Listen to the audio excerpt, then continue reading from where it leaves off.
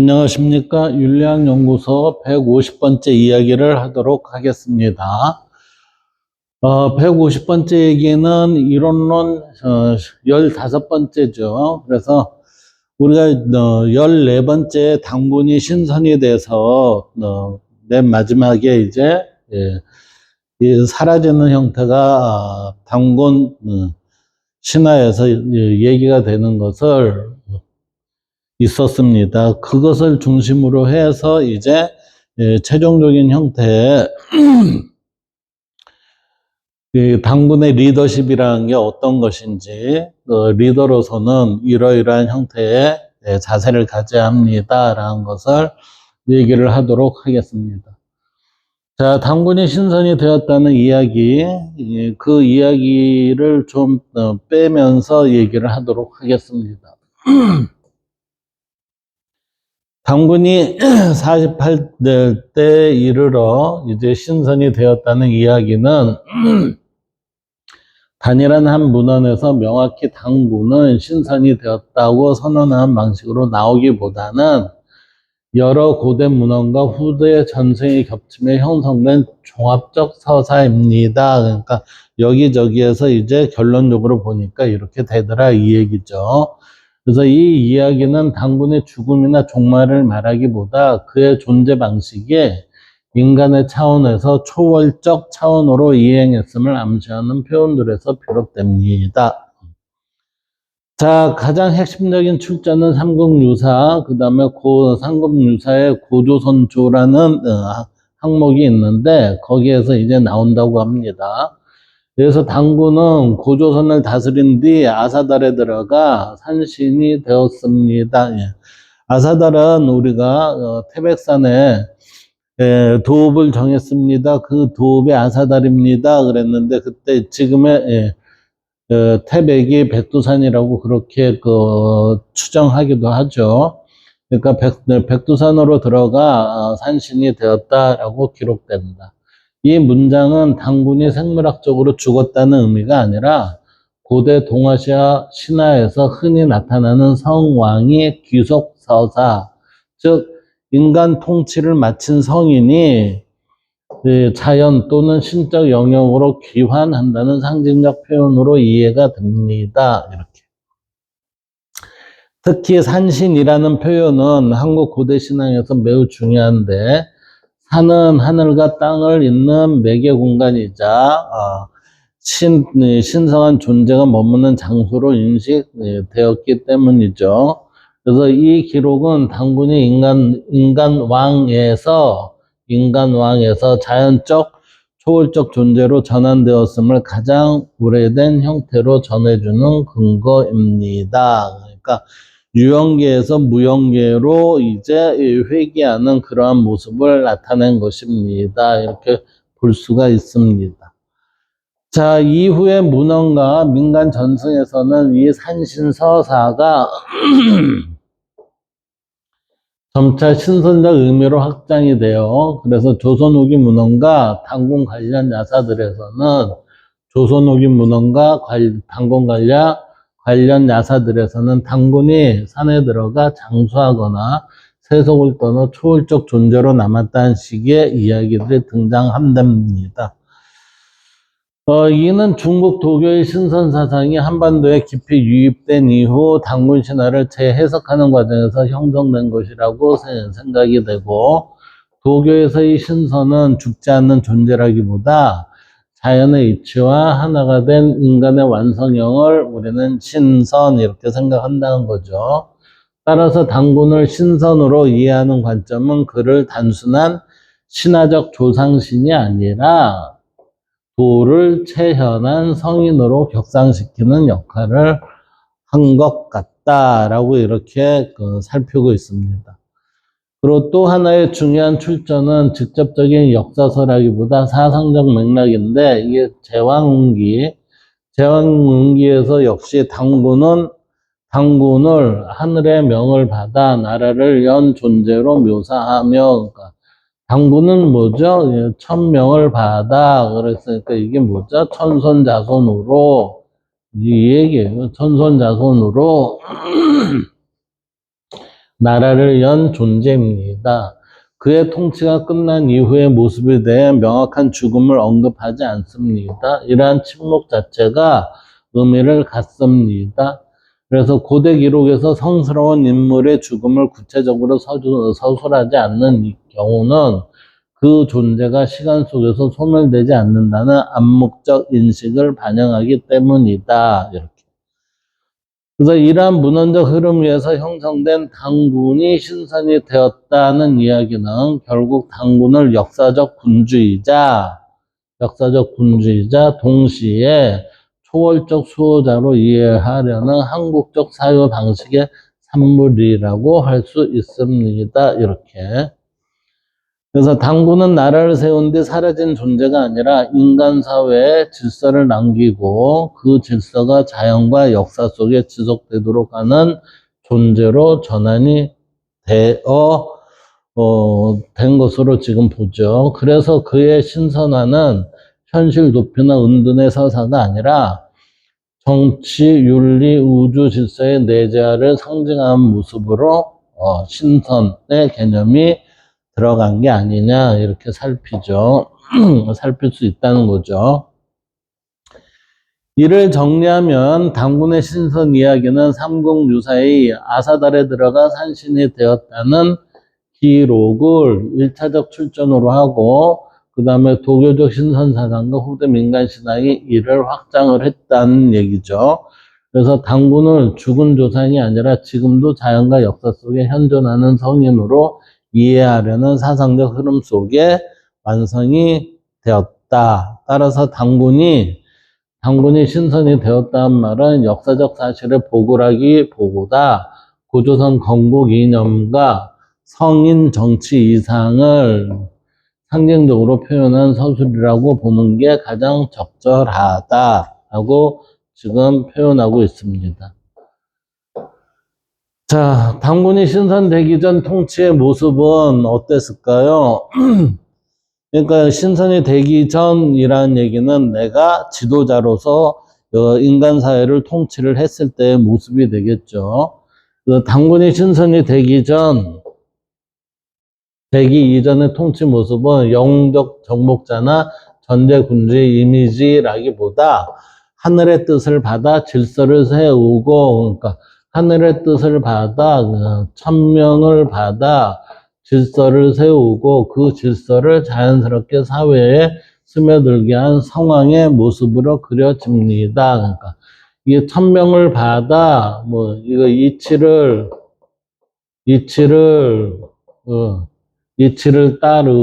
따르게 하고 그래서 그 질서를 자연스럽게 사회에 스며들게 한 상황의 모습으로 그려집니다.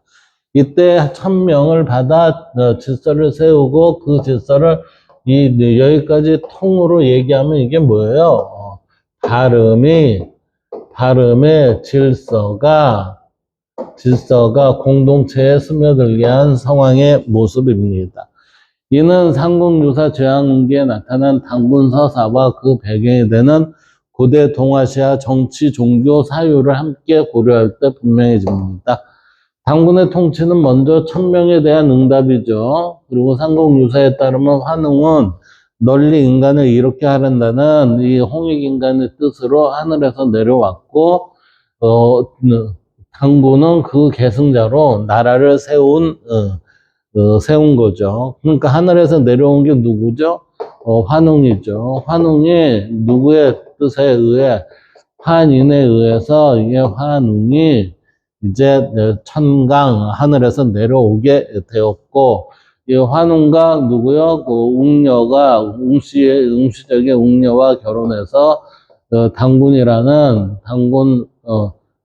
자손을 낳았죠. 자손을 낳고서 이게 고조선이라는 것을 형성하게 돼요.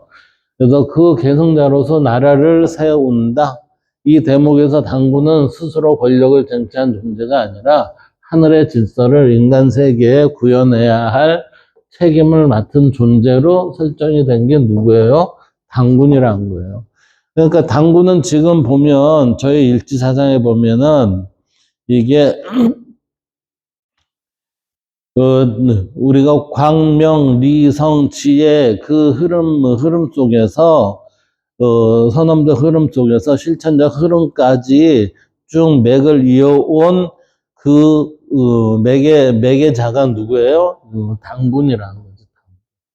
그래서 통치의 정당성은 무력이나 혈통 그 자체가 아니라 하늘의 뜻을 바르게 실현하는 데 있었다. 이때 하늘의 뜻 뭐죠? 이게 예, 천명을 따르는 거죠. 예, 천명을 따르는 거.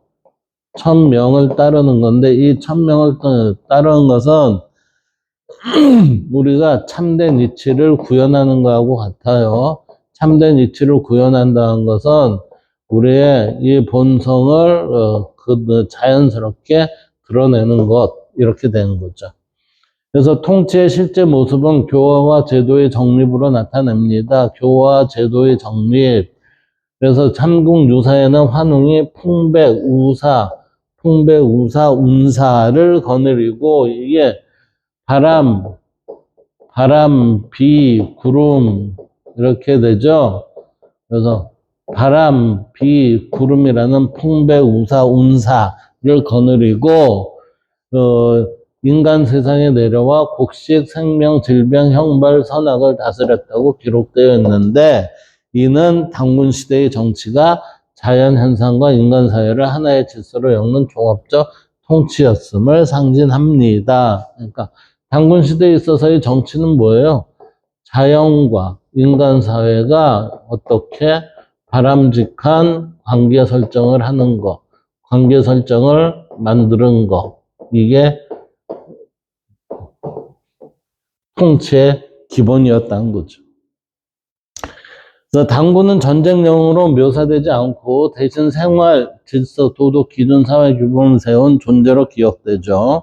그래서 이는 강제적 지배보다는 삶의 틀을 마련하는 통치에 가깝습니다. 그러니까 이게 일종의 성인이에요, 성인. 성인은 곧 당군입니다. 이렇게 돼요. 그래서 당군의 통치는 또한 장관과 안정성으로 특징 지어지고 전승에 따르면 당군은 매우 오랜 기간 나라를 다스렸다고 전해지는데 이는 실제 연대의 문제가 아니라 그의 정치가 급변과 혼란이 아닌 지속 가능한 질서였음을 상징하고 있습니다.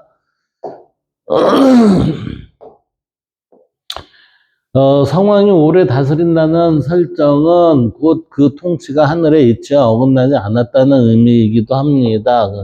따라서 당군이 상황으로서의 오래 다스린다는 것은 통치가 하늘의 이치와 어긋나지 않았다. 그러니까 하늘의 이치와 일치가 되었다. 이렇게 되는 거죠.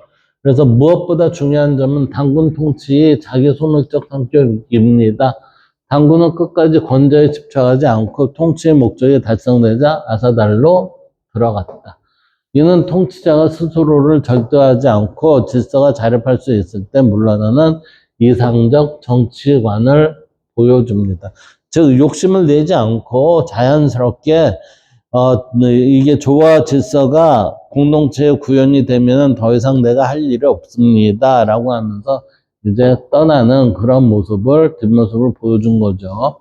바로 이 지점에서 당군의 통치는 신선화로 이어질 조건을 갖추게 되고 신선이 된다는 것은 현실을 포기하는 것이 아니라 권력에서 자유로워질 수 있을 만큼 통치를 완성했다는 표지이기도 합니다. 그래서 요컨대 당군이 신선이 되기 전에 통치는 하늘의 뜻을 받아 천명을 받아 인간 세계의 질서를 열고, 그러니까 인간 질서의 질서를 열고라는 거는 선언적인 형태에 있어서의 다른 질서를 열고 자연과 사회를 하나의 법도로 엮으며 권력이 아니라 교화로 다스리고 그 질서가 스스로 유지될 수 있을 때 조용히 물러난 상황적 통치였다. 이렇게. 그러니까 상황적 통치는 어떠한 모습을 보입니까? 하면 이 두 줄을 얘기하면 되겠죠. 그래서 당군의 신선화는 통치 실패나 도피가 아니라 통치가 완성되었음을 알리는 마지막 장면으로 이해됩니다. 자, 현실에 대비된 통치의 모습을 한번 볼까요? 당군의 통치를 오늘의 현실에 대비해 서술하면 그것은 신화 속 옛 왕의 이야기가 아니라 현대사회가 여전히 요구하는 지도자의 한 이상형으로 얽힙니다. 그러니까 이 지금 당군의 통치는 오늘날 어때요? 오늘날의 지도자의 한 이상형으로 읽힌다. 그래서 당군은 권력을 획득하고 유지하는데 자신의 정당성을 두지 않았으며 통치란 개인의 능력이나 카리스마를 과시하는 행위가 아니라 공동체가 스스로를 유지할 수 있도록 길을 여는 과정이라고 이해할 수 있다. 이렇게. 그래서 이러한 태도는 오늘날 정치, 행정, 기업, 교육 등 모든 조직에서 요구되는 책임 윤리와 직접적으로 맞닿아 있습니다. 따라서 현실에서 당군력 통치는 먼저 권력에 대한 인식이 전환으로 나타나고 지도자는 권력을 소유하는 주체가 아니라 시대와 상황이 요구하는 질서를 잠시 맡아 수행하는 사람입니다. 그러니까 지도자는 질서를 잠시 맡아 수행하는 사람일 뿐이에요, 이게. 그래서 당군이 하늘의 뜻을 받아 통치를 시작했다는 설정은 오늘의 언어로 바꾸면 지도자의 권한이 개인적 욕망이나 이해관계가 아니라 공공의 필요와 책임에서 비롯되어야 한다는 원칙을 상징한다. 그래서 이는 민주적 정당성, 전문성, 책임성을 중시하는 현대사회의 요구와 자연스럽게 연결되죠. 그래서 당군의 통치는 또한 당위적 성과보다 지속 가능한 구조를 중시하는 모습으로 현실에 대응되고 있습니다. 당군은 전쟁의 승리나 영토 확장으로 기억되지 않으며 대신 인간 사회의 기본 질서와 생활 규범을 정립한 존재로 전해져요. 그래서 이는 오늘날의 의지에 의존하지 않고 작동하도록 만드는 통치와 닮아 있다. 그래서 지도자가 바뀌어도 시스템이 흔들리지 않는 사회는 이미 당군적 통치의 핵심을 구현하고 있다고 할 수 있다. 그러니까 통치자가 일관성이 있는 모습으로 계속 나가는데 그 일관성이라는 건 뭐죠? 참된 이치에 준해서. 근데 참된 이치에 준한다는 건 어떻게 돼요? 우리의 인간의 측면에서는 발음의 질서에 따라서 이렇게 표현된다는 거예요. 그래서 현대적 대비에서 중요한 또 하나의 요소는 강제보다 신뢰와 조화에 기반한 리더십이다. 당군의 권위주의적 리더십이 아니라 기준과 방향을 명확히 제시함으로써 구성원들이 자발적으로 따르게 하는 리더십에 해당이 된다. 그래서 안정성을 강화하게 됩니다. 그 다음 당군이 통치를 마친 뒤에 당군이 통치를 마친 뒤 아사들로 들어간 장면은 현실에 대비할 때 가장 강한 윤리적 메시지를 담고 있어요. 이는 지도자가 권력에 집착하지 않고 통치의 목적이 달성되지 않았을 때 스스로 물러날 줄 아는 태도를 상징합니다. 그래서 오늘날 임기 이후에도 영향력을 놓지 않으려 하거나 성과를 사유화하려는 모습과 대비될 때 당군의 퇴장은 통치의 완성을 보여주는 장면으로 읽히죠. 그래서 이 통치자가 사라져도 질서가 유지될 수 있을 때 그 통치는 비로소 성공했다고 말할 수 있기 때문이다. 자, 이러한 맥락에서 당군의 신선화를 현대적으로 해석하면 이렇게 볼 수가 있어요. 그것은 현실 높이나 신비화가 아니라 권력에서 벗어난 이후에도 존경과 기준이 남는 상태를 의미합니다. 그래서 그는 더 이상 명령하지 않지만 그의 방식은 사회의 규범 속에서 내재하죠. 이게 이름이 아니라 제도와 태도가 기억되는 지도자, 떠난 뒤에도 공동체의 방향을 흔들지 않는 인물, 바로 그런 모습이 현실 속에서 구현된 당군적 통치의 기결이라 할 수 있다. 자, 결국 당군의 통치를 오늘의 현실에 대비해 보면 그는 강한 권력을 가진 통치자라기보다 그 권력이 필요 없도록 사회를 성숙시킨 지도자에 가깝다고 볼 수가 있어요. 그래서 단군 신화는 과거의 전설이 아니라 오늘의 사회가 여전히 고민하고 있는 통치와 책임, 물러남의 윤리를 깊이 있게 비추는 하나의 사상적 거울로 삼을 수 있습니다. 자, 그렇다면 우리는 단군을 지금까지 이렇게 살펴보면서 단군을 대비한 오늘의 통치자의 모습은 어때야 되는지 한번 살펴봅시다. 자, 권력을 차지하는 것이 아니라 맡는 것으로 여기는 지도자. 즉, 우리가 현직 대통령이 지금 자기는 권력을 차지한 게 아니라 맡은 것을 내가 국민에게 맡은 것을 지금 이행을 할 뿐입니다. 라고 그렇게 얘기하고 있죠. 그래서 현실에 대비하면 당군적 통치는 권력을 쟁취하거나 과시하는 지도자의 모습과는 정반대다. 그래서 오늘의 언어로 말하면 그는 내가 이 나라를 이끌겠다기보다 이 사회가 지금 필요로 하는 질서를 내가 잠시 맡는다라고 생각하는 생각하는 지도자에 가깝죠. 그래서 임기, 지지율, 이미지 관리보다 공동체의 장기적 안정과 방향성을 우선해 두는 그러한 사람 있죠. 그래서 그러한 사람은 우리는 CEO, 그래서 정치인, 기관장, 누구에게나 적용될 수 있는 태도라 할 수 있습니다. 지금 이게 뭐예요? 광의 모습과 현이 좀 얽혀 있는 듯한 그런 모습이죠. 두 번째는 성과보다 질서를 남기는 통치입니다. 현대 정치는 종종 단기 성과와 숫자에 집착을 많이 하죠. 반면 당군의 통치를 현실에 미치면 현실은 성과가 아니라 구조이죠. 그래서 법과 제도가 일관되게 작동하는가, 구성원들이 무엇이 옳고 그른지 스스로 판단할 수 있는가, 지도자가 사라져도 시스템이 유지되는가, 이런 질문에 예라고 답할 수 있다면 그 통치는 이미 군주적,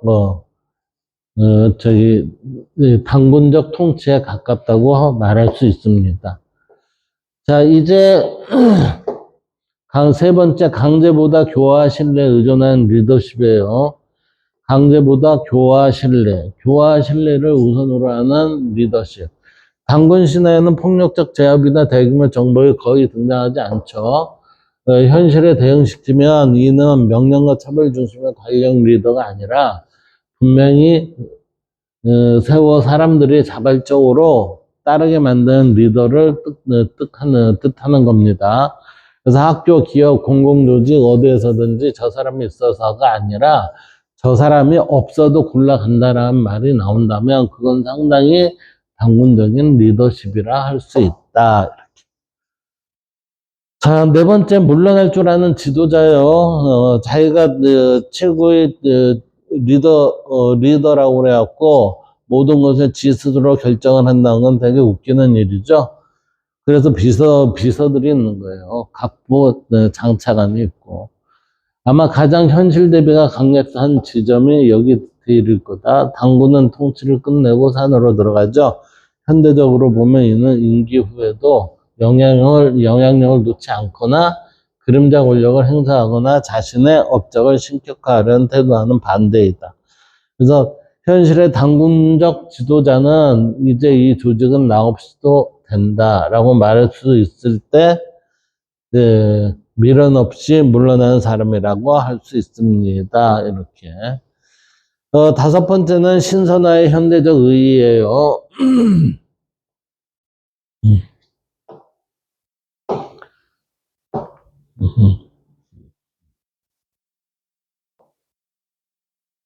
자, 여기에서 보면 오늘날 신선이 된다는 건 산속으로 들어가 불로초를 찾는 게 아니라 권력에서 그랬어요. 권력에서 벗어난 뒤에도 존경과 신뢰가 남아있고 이름이 아니라 방식이 기억되는 상태에 이런 것을 뜻한다. 이렇게.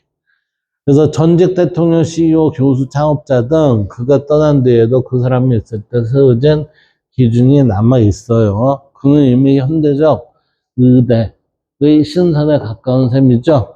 그래서 한 문장으로 당군의 통치를 현실에 대비하면 그는 권력을 완성한 사람이라기보다 권력이 필요 없게 되도록 만든 사람에 가깝다. 예. 그래서 당군이 신선이 된다는 이야기는 현실과 동떨어진 신화가 아니라 오늘의 사회에서도 여전히 유해한 지도자의 윤리적 이상향을 보여주는 이야기라고 볼 수 있습니다. 이렇게.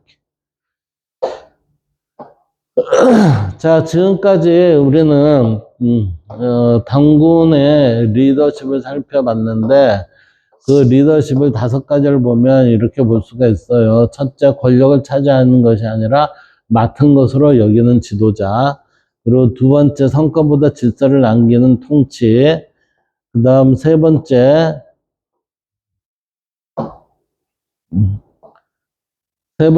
강제보다 교화와 신뢰에 의존하는 리더십. 네 번째, 물러날 줄 아는 지도자. 5번째, 신선화의 이 현대적 의미를 되살려 봐야 되지 않겠느냐, 이런 거죠. 그래서 오늘날 신선이 된다는 건 산속으로 들어가 불로초를 찾는 게 아니라 권력에서 벗어난 뒤에도 존경과 신뢰가 남아있고 이름이 아니라 방식이 기억되는 상태에 이르는 것을 뜻합니다. 이렇게.